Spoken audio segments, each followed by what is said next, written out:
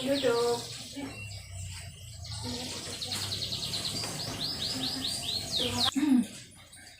Selamat datang. Terima kasih sudah datang hari ini. Saya harap perjalananmu ke sini lancar. Iya, terima kasih. Perjalananku lancar. Senang mendengarnya. Sebelum sesi ini kita mulai, akan lebih baik jika kita perkenalan terlebih dahulu. Nama saya Rafika. Saya di sini untuk mendengarkan apa yang ingin kamu bicarakan. Baik, nama saya DA.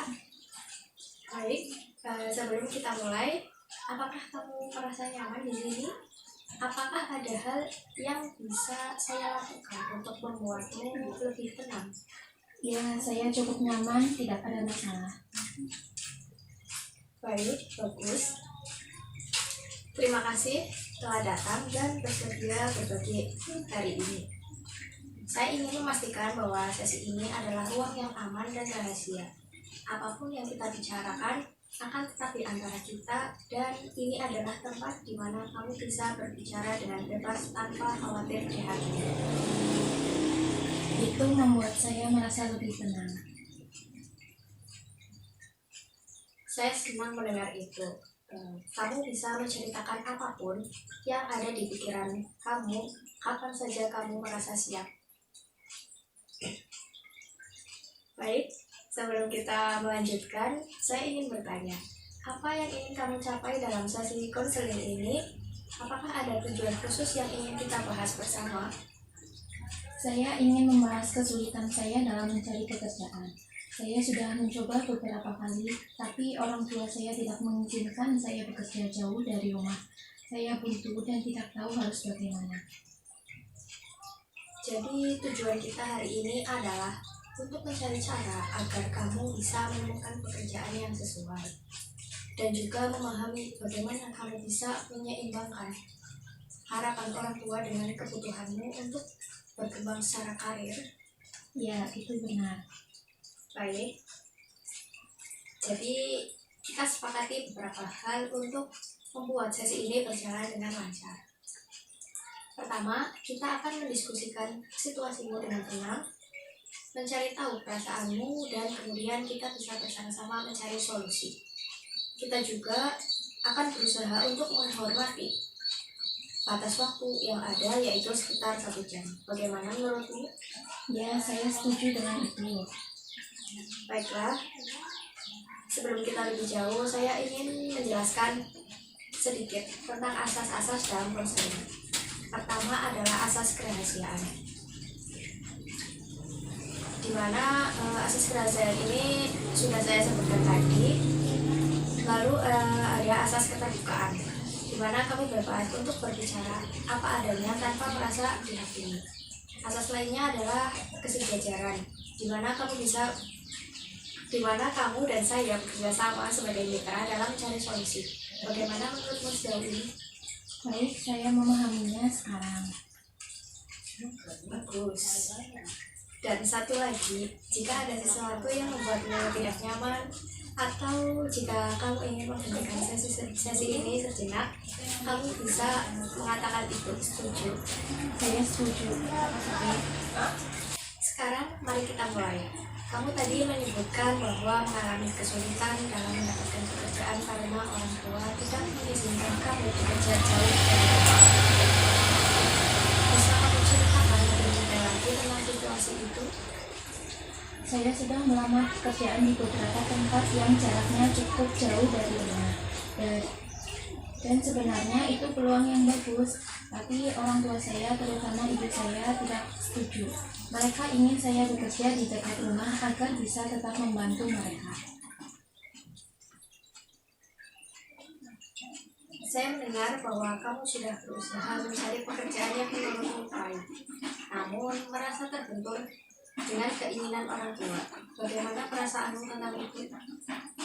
Saya merasa tertekan.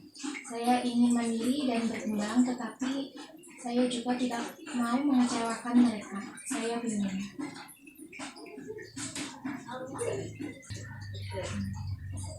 Kamu merasa ada tekanan antara keinginan untuk mandiri dan perasaan untuk memenuhi harapan orang tua. Ini seperti kamu terjebak di antara dua kebutuhan yang berbeda ya. Benar sekali. Terima kasih sudah bercerita. Dari apa yang kamu ceritakan, sepertinya kamu merasa ada ketegangan antara keinginan untuk bekerja dan kebutuhan untuk memenuhi harapan orang tua. Bisakah kamu menceritakan lebih lanjut tentang bagaimana hal ini mempengaruhi kehidupanmu sehari-hari? Ya, saya merasa tertekan. Saya ingin bekerja dan mandiri, tetapi setiap kali saya menemukan pekerjaan yang bagus di luar kota, orang tua saya selalu menolak. Mereka khawatir jika saya pergi jauh, dan mereka lebih suka saya tetap dekat. Saya juga mencoba melamar pekerjaan di dekat rumah, tetapi tidak banyak lowongan yang tersedia. Saya merasa terjebak dan tidak tahu harus bagaimana. Jadi di satu sisi kamu ingin maju dan mandiri dengan bekerja, tetapi di sisi lain kamu juga merasa terhambat oleh keinginan orang tua yang menginginkan kamu tetap dekat. Ini membuatmu merasa tertekan dan tidak menyenangkan. Benar, saya merasa seperti tidak punya pilihan. Saya ingin membahagiakan orang tua saya, tetapi saya juga ingin menjalani hidup saya sendiri. Baik, di sini saya ingin mengajakmu untuk melihat lebih dalam pikiranmu tentang situasi ini. Ketika kamu memikirkan larangan orang tua untuk bekerja jauh, apa yang muncul di pikiranmu? Saya merasa mereka tidak mempercayai saya dan selalu ingin saya berada di dekat mereka.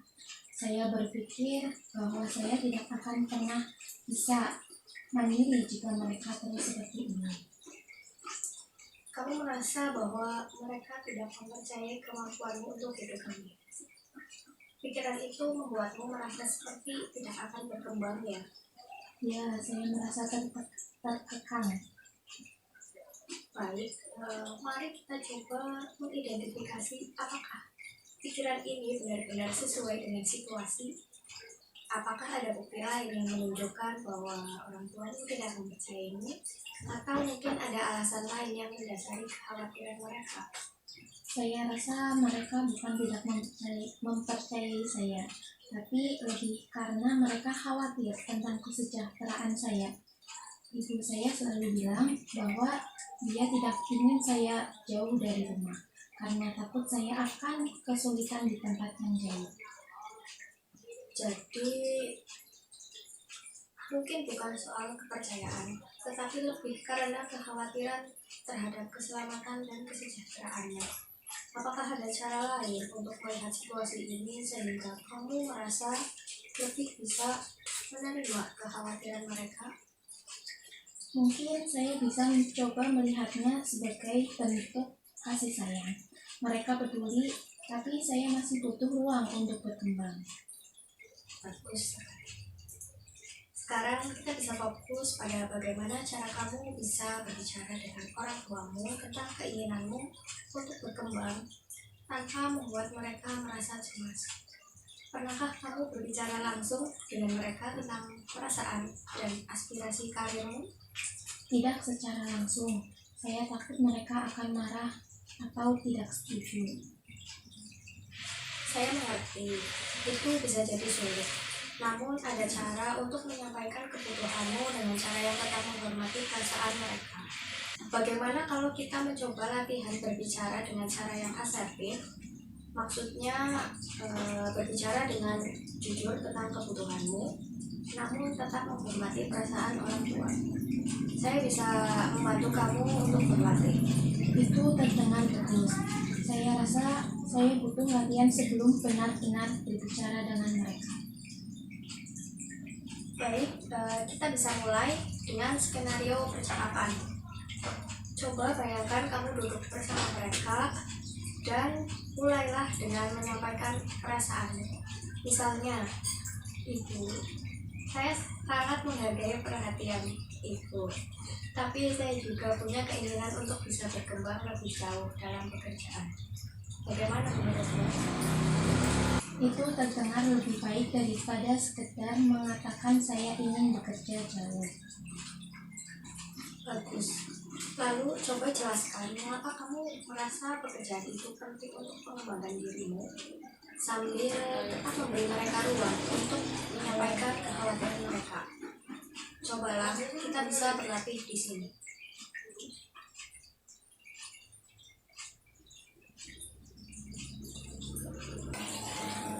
Sekarang setelah kita berlatih, bagaimana perasaanmu tentang mencoba berbicara dengan orang tuamu nanti? Saya merasa lebih siap. Saya masih gugup, tapi saya tahu apa yang akan saya katakan dan bagaimana cara mengatakannya. Itu langkah yang besar. Kamu juga bisa mempertimbangkan beberapa pekerjaan lain yang mungkin tidak terlalu jauh sebagai solusi tengah, sembari mencari waktu yang tepat untuk berbicara dengan mereka. Apa rencana langkah berikutnya? Saya akan mulai mencari pekerjaan yang jaraknya menengah dari rumah dan juga berbicara dengan ibu saya tentang hal ini. Itu rencana yang sangat baik. Jika kamu butuh dukungan lebih lanjut atau merasa kesulitan, kita bisa bertemu lagi untuk membahas bagaimana prosesnya. Saya akan ada di sini jika kamu membutuhkannya. Baik, kita sudah hampir selesai dengan sesi ini. Sebelum kita akhiri, saya ingin mendengar pendapatmu tentang sesi hari ini. Bagaimana perasaanmu setelah berbicara dan mencoba beberapa teknik yang kita latih tadi? Saya merasa lebih tenang sekarang. Awalnya saya sangat tertekan, tapi setelah berbicara, saya merasa ada jalan keluar. Saya juga merasa lebih siap untuk berbicara dengan orang tua saya. Saya senang mendengar hal itu. Jadi, menurutmu, apa yang paling berguna atau yang paling kamu pelajari dari sesi ini? Saya belajar bahwa saya bisa mengungkapkan keinginan saya tanpa membuat orang tua saya merasa tersinggung. Latihan berbicara secara asertif juga membantu saya menyusun kata-kata yang lebih baik. Itu adalah wawasan yang sangat bagus. Apakah ada hal lain yang menurutmu kita bisa lakukan di sesi mendatang, atau hal yang mungkin belum terjawab sepenuhnya? Untuk sekarang saya merasa cukup jelas, tapi saya mungkin butuh bimbingan lebih lanjut jika nanti mengalami kesulitan setelah berbicara dengan orang tua saya. Baik, saya di sini kapanpun kamu butuhkan. Kamu bisa menghubungi saya jika merasa perlu untuk menjadwalkan sesi tambahan. Baiklah. Sebelum kita akhiri, mari kita ringkas kembali beberapa hal yang sudah kita bahas hari ini. Pertama, kita melihat bahwa kamu mengalami tekanan antara keinginanmu untuk mandiri dan harapan orang tuamu agar tetap dekat dengan mereka. Lalu, kita membahas bagaimana kamu bisa melihat situasi ini dari perspektif lain, bahwa sebenarnya orang tuamu khawatir tentang kesejahteraanmu, bukan tentang mempercayaimu. Ya, benar. Itu membuat saya merasa sedikit lebih lega. Kemudian, kita juga telah berlatih untuk berbicara dengan cara yang asertif, di mana kamu bisa menyampaikan perasaan dan keinginanmu tanpa menimbulkan konflik, namun tetap menghormati orang tua. Bagaimana perasaanmu tentang rencana berbicara dengan mereka? Saya merasa lebih siap dan percaya diri. Sekarang saya tahu cara untuk memulai pembicaraan itu tanpa menimbulkan masalah. Untuk rencana tindak lanjut, langkah pertamamu adalah berbicara dengan orang tuamu. Kamu akan menggunakan keterampilan asertif yang telah kita latih tadi untuk menyampaikan perasaan dan kebutuhanmu. Setelah itu, kamu juga bisa mulai mencari pekerjaan yang jaraknya mungkin tidak terlalu jauh sebagai solusi sementara. Ya, saya akan mencoba melakukan kedua hal itu.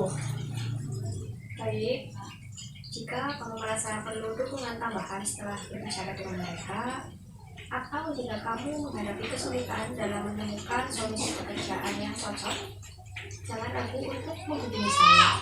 Kita bisa menjadwalkan sesi tambahan untuk mendiskusikan perkembanganmu lebih lanjut. Saya akan melakukannya. Terima kasih banyak untuk bantuannya. Sama-sama, saya senang bisa membantu kamu. Saya yakin kamu bisa menjalani langkah-langkah ini dengan baik. Semoga semuanya berjalan lancar. Saya menantikan kabar baik darimu. Terima kasih. Saya sangat menghargainya. Baik, sesi ini kita selesai untuk hari ini. Saya ucapkan terima kasih atas kepercayaan dan keterbukaanmu, serta informasi yang sudah kamu ungkapkan. Kami akan menjalin kerahasiaannya. Sampai jumpa di lain waktu. Sampai jumpa.